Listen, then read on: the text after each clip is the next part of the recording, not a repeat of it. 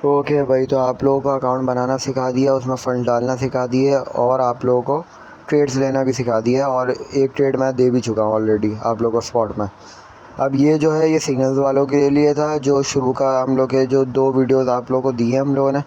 आज से जो है वो मेनली हमारा जो है वो प्रॉपर बिगनर सेशन शुरू हो रहा है और ये पहले महीने में पूरा बेसिक चलेगा।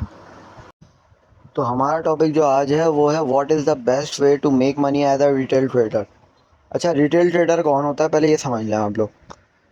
जो जो इंडिविजुअल्स हैं, लाइक मैं हूँ, आप लोग हैं, और हम लोग जितने, चाहे हम लोग के पास जितना भी पैसा है, ठीक है, हम लोग के पास 10 मिलियन डॉलर से ज़्यादा नहीं होगा क्रिप्टो के मार्केट में, ठीक है। तो 10 मिलियन डॉलर से नीचे जिनके पास पैसा है वो सारे रिटेल ट्रेडर कहलाते हैं और वो इंडिविजुअल्स कहलाते हैं।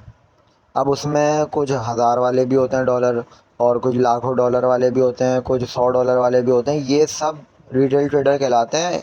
1 मिलियन डॉलर तक भी रिटेल ट्रेडर कहलाता है। जिनके पास 10 मिलियन डॉलर होता है वो सेमी रिटेल ट्रेडर कहलाते हैं। और जिनके पास इससे ज़्यादा है, यानी 100 मिलियन डॉलर तक है, तो वो स्मॉल वेव्स कहलाती हैं, ठीक है। जिनके पास 100 मिलियन डॉलर अपने पोर्टफोलियोज़ में है और वो लोग मार्केट में थोड़ी बहुत मैनिपुलेशन कर सकते हैं। और 100 मिलियन से ऊपर जो होती हैं वो बिग वेल्स होती हैं। अब वो 100 मिलियन से लेके, मैं 100 मिलियन आप लोगों को ज़्यादा बता रहा हूँ क्योंकि 10 मिलियन डॉलर वालों को भी स्मॉल वेल्स बोला जाता है। तो 10 मिलियन डॉलर से 1 बिलियन डॉलर तक जितना भी पैसा इन लोगों के पास होता है ये वेल्स कहलाती हैं, क्योंकि इन लोगों के पास पैसा है उस हिसाब से।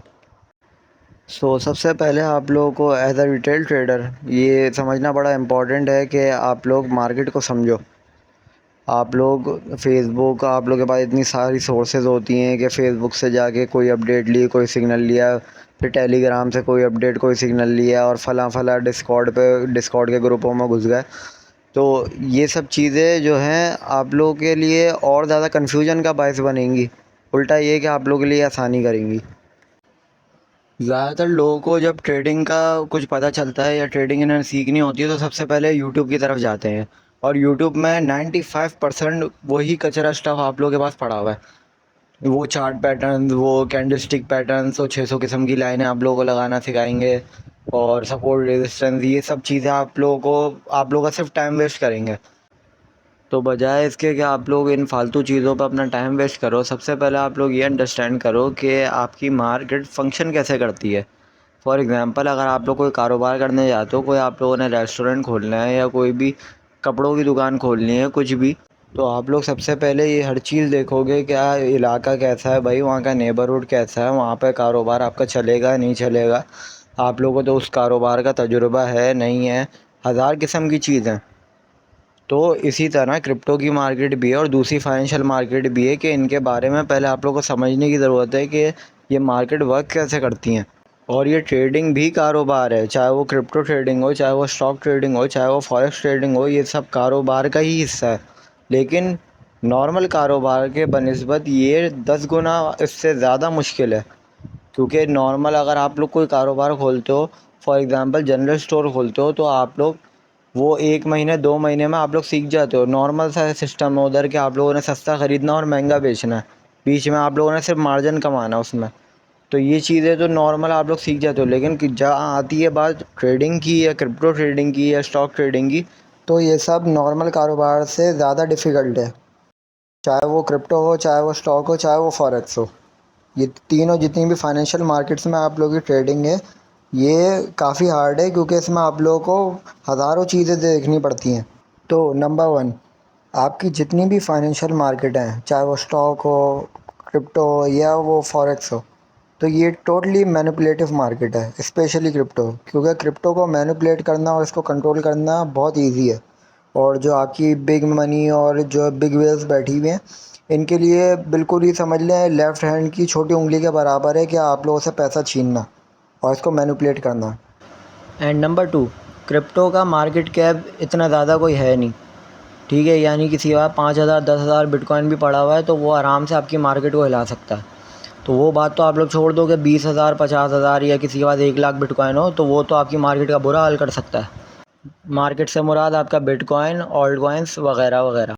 तो क्रिप्टो की मार्केट के नैरेटिव्स वगैरह ये जितने भी हैं, ये सब कंट्रोल करना बहुत इजी है।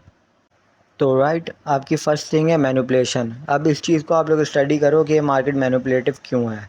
मतलब कुछ चीज़ें तो मैं बता दूंगा आप लोगों को, लेकिन इसमें ज़्यादा मैं डीप नहीं जा सकूँगा क्योंकि बहुत ज़्यादा टाइम कंज्यूमिंग है वो चीज़, और लोग यहाँ पर बोर हो जाएंगे। इसलिए ये चीज़ आगे चल के आप लोगों को बताई जाएगी कि जो है आपका मैनिपुलेशन क्यों होती है और ये कौन कंट्रोल कर रहा है। ये आपके बैंक्स वगैरह कंट्रोल कर रहे हैं। बैंक्स हो गए, गवर्नमेंट हो गई। कोई ये बंदा बोलता है कि बैंक्स और गवर्नमेंट इसको कंट्रोल नहीं करती, तो वो सब बुलशिट है। आपके बैंक्स और गवर्नमेंट इसको बिल्कुल कंट्रोल करते हैं, और कंट्रोल का मतलब ये नहीं है कि आपने इस पे रिस्ट्रिक्शन इम्पोज कर दी और आपने बैन लगा दिया तो आपने कंट्रोल कर लिया। इसका मतलब ये नहीं है। सेकंड है आपका लिक्विडिटी। अब लिक्विडिटी का मतलब है पैसा। आपकी ओवरऑल मार्केट टोटली पैसे पे चलती है, और ये पैसा किसका है? ये आप जैसे या मेरे जैसे का नहीं है। मतलब ओवरऑल अगर हम लोग देखें तो हम जैसे ट्रेडर्स, नॉर्मली ट्रेडर्स के पास $1000 से कम ही होते हैं पैसे। $1000 हो गया, $5000 हो गया, मोस्टली $1000 से कम ही होते हैं। रिटेल ट्रेडर्स की बात कर रहा हूँ मैं। और कुछ परसेंटेज है जिनके पास $5000 होता है, थोड़ी सी परसेंटेज है। $5000 ही है, $10,000 इतना। और फिर उससे भी कम परसेंटेज आती है जिनके 50,000, $1,00,000 इतने होते हैं। तो अगर आप लोग ये सोच रहे हो कि आप लोग मार्केट को मूव कर रहे हो, तो ये आप लोग की गलत फहमी है। ठीक है, आपके $1000, $1,00,000 से कोई फ़र्क नहीं पड़ता मार्केट को। मार्केट मूव सारे ये बड़े बैंक्स, इंस्टीट्यूट्स और इन्वेस्टमेंट बैंक्स वगैरह करते हैं, जिनका नाम सुना होगा आप लोगों ने, ब्लैक रॉक, JP मॉर्गन वगैरह, इनके नाम सुने होंगे। ये आपके लिक्विडिटी प्रोवाइडर हैं। ये इनको इंस्टीट्यूट्स कहते हैं, बड़े इंस्टीट्यूट और जो है बड़े बैंक्स।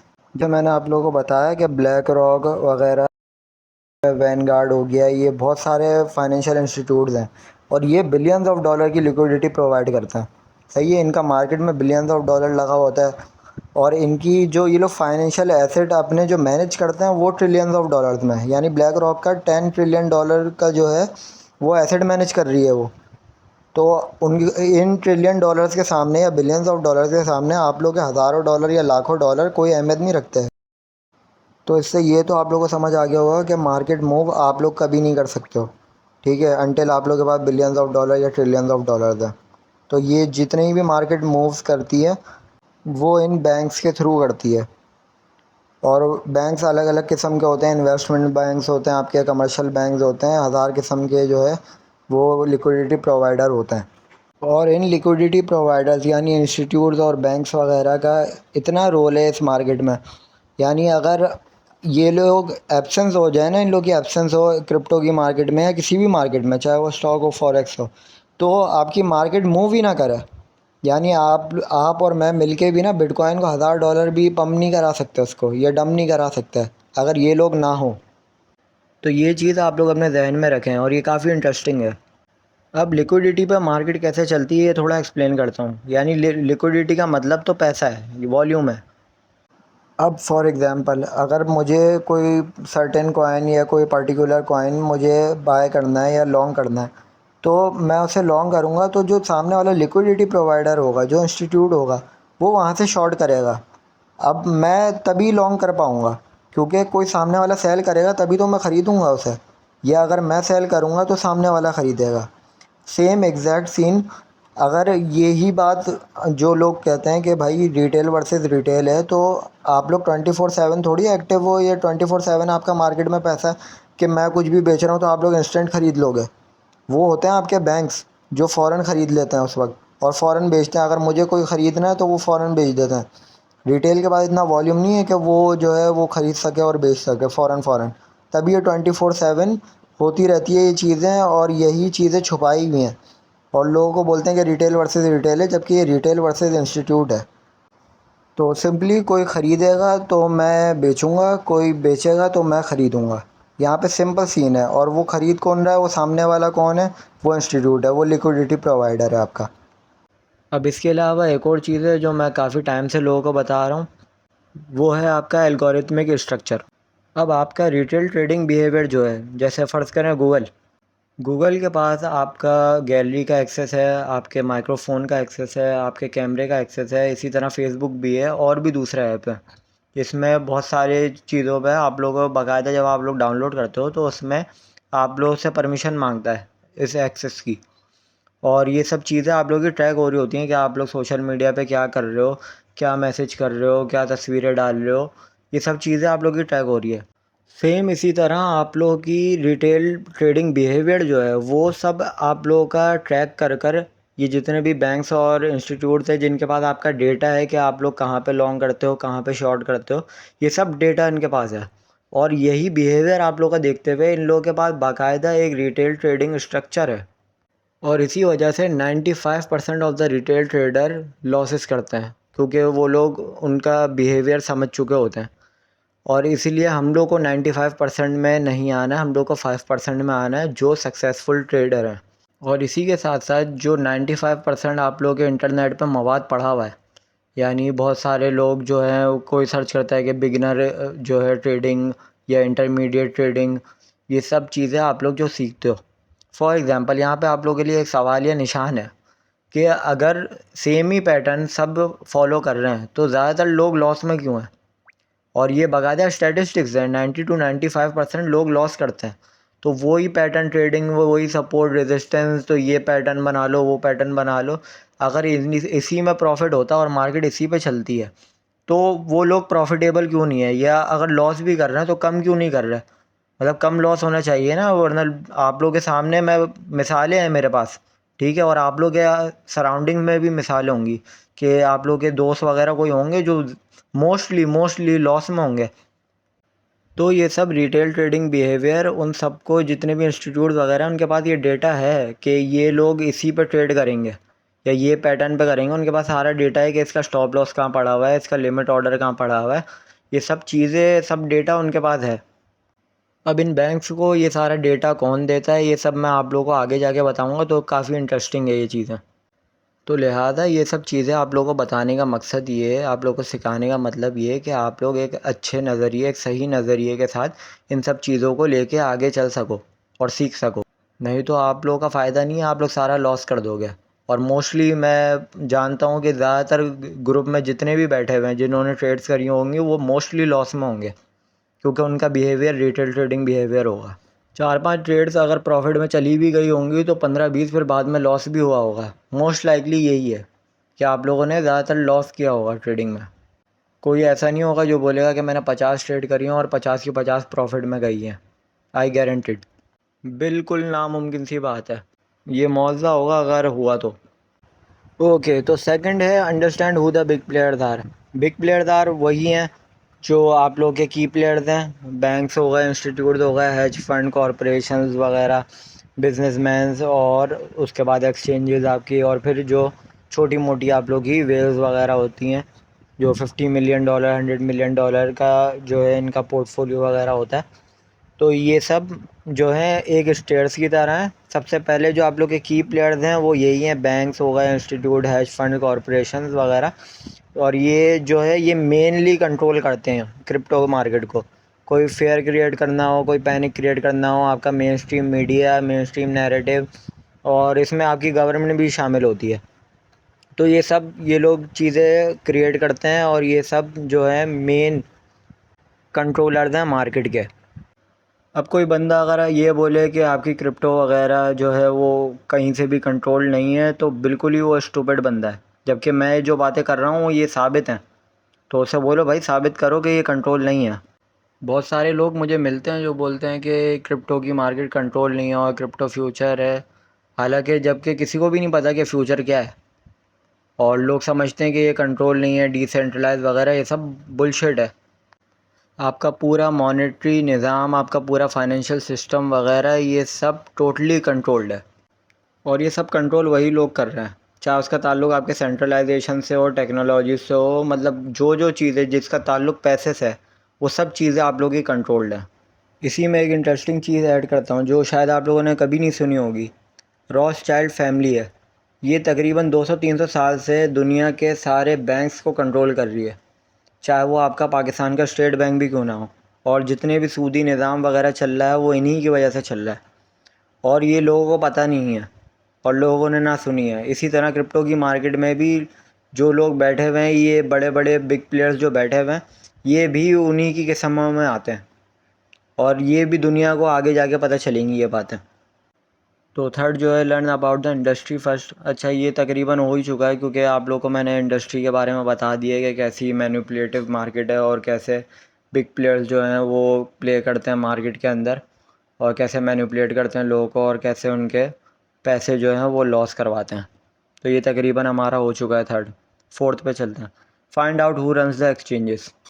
अब काफ़ी लोगों को ये पता नहीं होता कि एक्सचेंजेस और ब्रोकर वगैरह कैसे वर्क करते हैं, जो ज़्यादातर फाइनेंशियल नॉलेज जिनको नहीं होती है, तो उनके लिए मैं थोड़ा बता देता हूँ। ये एक्सचेंजेस जो होती हैं ये शॉर्टकट मारती हैं। तो शॉर्टकट ऐसा मारती हैं जैसे एक्सचेंजेस वगैरह पे फ्यूचर कॉन्ट्रैक्ट्स होते हैं, और मोस्टली जब लोग इसमें इन्वॉल्व होते हैं फ्यूचर कॉन्ट्रैक्ट्स में, तो पहले महीने या मोस्टली 3-4 महीने में ये लोग लिक्विडेट हो जाते हैं, यानी ज़ीरो हो चुके होते हैं। तो फ्यूचर क्योंकि रिस्की होता है तो इसमें काफ़ी लोग जो है वो बर्बाद हो जाते हैं और उनको काफ़ी फ़ायदा होता है एक्सचेंजेस को।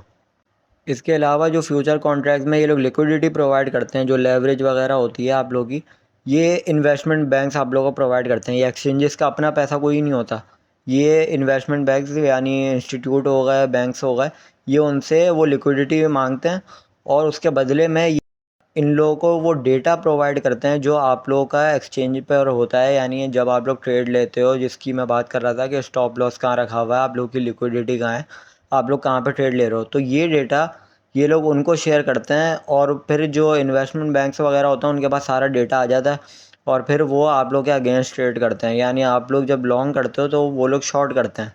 इस वजह से उन इन्वेस्टमेंट बैंक्स को भी काफ़ी फ़ायदा होता है और एक्सचेंजेस को फ़ायदा वैसे ही हो रहा है क्योंकि वो लिक्विडिटी प्रोवाइड कर रहे हैं। Okay, number 6, how are banks involved in market and why is it important to know that? Similar to the rest of the five, वही सीन है जो मैंने बताया आप लोगों को पहले कि बैंक्स क्यों इन्वॉल्व है, उनका क्या फ़ायदा है और मार्केट कैसे ये लोग कंट्रोल कर रहे हैं और कैसे लोगों से पैसा ये लोग कमाते हैं। और ये जानना आप लोगों का इम्पोर्टेंट इसलिए है क्योंकि आप लोगों को पता हो, आप लोग मेंटली प्रिपेयर हो कि जिनके ख़िलाफ़ आप लोग ट्रेड कर रहे हैं या जिनके साथ आप लोग ट्रेड कर रहे हैं वो कौन लोग हैं। वो नॉर्मल लोग नहीं हैं, 1000-2000 डॉलर वाले, वो लोग बड़े लोग हैं, बड़े पैसे वाले लोग हैं। तो ये जानना आप लोगों के लिए इम्पोर्टेंट है। बाकी इन सब का मैकेनिज़्म वगैरह बैंक का मैंने आप लोगों को बता दिया है। Point 7, risk management. अब रिस्क मैनेजमेंट को लेके काफ़ी लोगों का मिसकंसेप्शन है। अच्छा, रिस्क मैनेजमेंट पे बाकायदा अलग से सेशन करूँगा, लेकिन ये है कि थोड़ा बहुत मैं आप लोगों को बता देता हूँ कि रिस्क मैनेजमेंट असल में क्या है, लोगों का मिसकंसेप्शन क्या है। लोगों का मिसकंसेप्शन ये है कि रिस्क मैनेजमेंट यानी अगर मैं कोई ट्रेड ले रहा हूँ तो मैं जो है वो रिस्क रिवॉर्ड रेशो को रिस्क मैनेजमेंट लोग समझते हैं कि मैं अगर लॉस करूँ तो मैं 50 सेंट का करूँ और प्रॉफिट करूँ तो $1 का करूँ, तो ये हो गया रिस्क मैनेजमेंट। जबकि ये बेकार सी बात है और मिसकंसेप्शन है कि ये रिस्क मैनेजमेंट है। रिस्क मैनेजमेंट एक्चुअल में रिस्क मैनेजमेंट ये है कि आप लोग जब ट्रेड पे कूद रहे हो, कोई ट्रेड ले रहे हो, तो आप लोग किस वजह से ले रहे हो और आप लोगों का प्रैक्टिकली एक्सपीरियंस इतना है कि नहीं है। अगर मैं कोई ट्रेड ले रहा हूँ तो मैं उसके लिए मेंटली प्रिपेयर हूँ या नहीं हूँ, स्पिरिचुअली प्रिपेयर हूँ नहीं हूँ, क्या ये टाइम सही है ट्रेड लेने का, क्या ये सूटेबल है, क्या मैंने बैक टेस्टिंग करी है, क्या मैंने जो है वो स्ट्रेटजीज़ वगैरह अपनी बैक टेस्ट करी है, उस पर पेपर ट्रेड करी है। ये हज़ार किस्म की चीज़ें हैं। ये है असल रिस्क मैनेजमेंट। अब बाकायदा इसमें दूसरी चीज़ें भी हैं, लेकिन मेनली लोग मिसकंसेप्ट करते हैं रिस्क मैनेजमेंट को। अब अक्सर लोग रिस्क मैनेजमेंट को ये भी कहते हैं कि अगर फॉर एग्ज़ाम्पल मेरे पास $1000 है और मैं ट्रेड करना चाह रहा हूँ तो मैं $200-300 से ट्रेड करूँगा तो मेरा रिस्क मैनेज हो गया। और ये बात बिल्कुल ही समझ लें बुलशिट है, क्योंकि अगर मैं उस चीज़ के लिए मेंटली प्रिपेयर हुई नहीं उस, या मैंने जो है प्रैक्टिकल एक्सपीरियंस नहीं है मेरे पास, और अगर प्रैक्टिकल नहीं भी है तो फॉर एग्ज़ाम्पल मेरे पास पेपर ट्रेड का भी एक्सपीरियंस हो थोड़ा, तो अगर मेरे पास ये सब चीज़ें ही नहीं हैं तो चाहे मैं $200 से ट्रेड करूं या मैं $2000 से ट्रेड करूं, वो at the and most likely मैं लॉस ही कर दूंगा। तो ये रिस्क मैनेजमेंट, इससे रिस्क मैनेजमेंट नहीं कहते, ये बिल्कुल फालतू बात है। अगर आप लोग रिस्क मैनेजमेंट ये समझो कि मैं स्टॉप लॉस बिल्कुल अपनी ट्रेड के करीब रखूं तो मेरा रिस्क मैनेज हो गया, मुझे कम से कम लॉस होगा, तो बिल्कुल फालतू है ये सब चीज़ें। ठीक है, रिस्क मैनेजमेंट के हवाले से फॉर एग्ज़ाम्पल आप लोग अगर टाइमिंग पे ही ध्यान दे लो ना, और अपनी ट्रेड की श्योरिटी पर और अपनी स्ट्रेटजी पर, तो वो रिस्क मैनेजमेंट ऑटोमेटिकली हो जाएगा। फिर फ़र्क नहीं पड़ता आप लोगों का स्टॉप लॉस किधर है, बिल्कुल करीब है या दूर है। ठीक है, जब आपकी स्ट्रेटजी और आप लोगों की टाइमिंग मैट कर जाएगी ना इस चीज़ को, तो आप लोगों को ये टेंशन ही नहीं होगी कि भाई मेरा स्टॉप लॉस किधर पड़ा हुआ है, ये आप लोगों की एंट्रीज परफेक्ट होंगी। तो ये रिस्क मैनेजमेंट पे बाकायदा अलग से मैं प्रैक्टिकली और थोड़ा टेक्निकली समझाऊंगा आप लोगों को, लेकिन ये है कि मैंने ओवरव्यू आप लोगों को थोड़ा दे दिया है। Okay, point 8, seek consistency and avoid being short sighted. अब ये जो है ये बहुत ही इम्पॉर्टेंट पॉइंट है सारे बिगनर्स के लिए जो ये वीडियो देख रहे हैं और जो लर्न करने के लिए आए हैं। आप लोग अभी अभी आए हो, ट्रेडिंग के बारे में आप लोगों को कुछ नहीं पता है, ये जितनी हार्ड है ये आप लोगों को नहीं अंदाज़ा है। तो इसमें कुछ लोग होते हैं ऐसे जो आते हैं ट्रेडिंग में, आप लोगों को वैसे भी मैंने अकाउंट वगैरह बनाना तो सिखा दिया। लोग क्या करेंगे, फ़ौरन जाके ना बोलेंगे कि हम लोग आजमाते हैं और जाके ट्रेड लगा देंगे। तो सबसे पहले तो जब आप लोगों को किसी चीज़ की नॉलेज नहीं है तो ये सीधा सीधा गैम्बलिंग है। गैम्बलिंग यानी सट्टेबाजी। तो आप लोगों को पहले लर्न करना है, थोड़ा बहुत आप लोग सीखोगे, लर्न करोगे, प्रैक्टिस करोगे, बैक टेस्टिंग आप लोग करोगे, फिर आप लोग जो है मैं खुद बताऊंगा आप लोगों को कि आप लोगों को ट्रेड करनी है खुद से या नहीं। अभी आप लोग कोई भी ट्रेड नहीं करेगा, और जो भी करेगा मैं आप लोगों को लिटरली कह रहा हूँ कि आप लोग लॉस कर दोगे सारा, और आप लोग दिल बर्दाश्ता हो जाओगे और ट्रेडिंग छोड़ दोगे। तो इसलिए आप लोगों को अभी ट्रेड नहीं करनी है। बाकी जितने लोग अगर सिग्नल ले रहे हैं तो वो फिर भी एक वक्त तक ठीक है, लेकिन अगर खुद से ट्रेड करने जाओगे तो मोस्टली लाइकली आप लोग लॉस कर दोगे। इसलिए ये वाली हरकत मत करना। अभी सिर्फ सीखना कंसिस्टेंट होकर, और जो भी आप लोगों को सेशन आएंगे वो आप लोग सीखें। फिर मैं खुद बताऊंगा आप लोगों को कि आप लोगों को कब ट्रेड करना शुरू करनी है। और इसके साथ साथ अब जिन लोगों को कोई भी अगर सेशन के अलावा कोई भी सवालात हों तो वो आप लोग जो भी सवाल आप लोग के हों वो माज भाई से आप लोग करें। सेशन से रिलेटेड जो भी सवाल होंगे वो मुझसे करें। अब मैं क्योंकि देख रहा हूँ कि कुछ लोग जो है वो दूसरे फालतू सवाल भी मेरे से करते हैं। ठीक है, और मेरे पास इतना टाइम भी नहीं होता कि मैं इन सवालों के जवाब दूँ। मैं आप लोग की हेल्प करना चाहता हूँ, आप लोग की हेल्प करूँगा, लेकिन सिर्फ सेशन से रिलेटेड। आप लोगों को जो दूसरे मसले मसाइल हैं वो आप लोग माज भाई से डिस्कस करें, माज भाई को मैसेज करें।